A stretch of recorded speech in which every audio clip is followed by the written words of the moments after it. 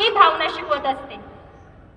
आपला देश खूप प्रगती करत आहे। आता खरे पाहता बघायला गेले तर आपला देश 5th लार्जेस्ट इकॉनॉमिकली कंट्री म्हणून सगळीकडे ओळखला जातोय आणि तो अजून प्रगती पथावर चालतच चालला आहे। पण दुसऱ्या बाजूने पाहायला गेलं तर मला याची दुसरी बाजू अशी दिसून येते की वसुधैव कुटुंबकम या सिद्धांतावर जगणारा आपला भारत देश आज जातीजातींच्या राजकारणामध्ये का बरे अडकला आहे? जिथे आपण आपल्या देशाला माता म्हणतो, भारत माता म्हणून संबोधतो, या आपल्या भारत मातेमध्ये खरंच महिला हव्या तितक्या सुरक्षित आहे का?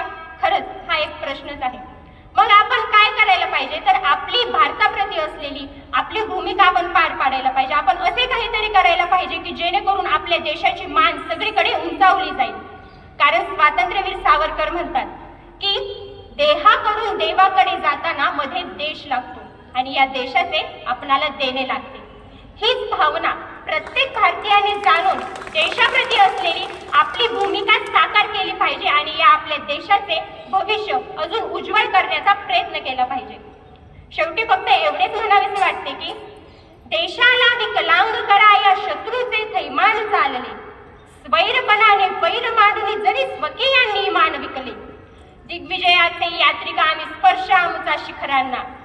म्हणजेच काय तर आमचा युवक, आमचा भारतातील प्रत्येक भारतीय हा शिखरांना स्पर्श करत देश उभारेलच, पण या मातेशी आणि या भारत मातेशी असलेली आपली नाळ ही कदापि विसरता कामा नये एवढीच एक अपेक्षा।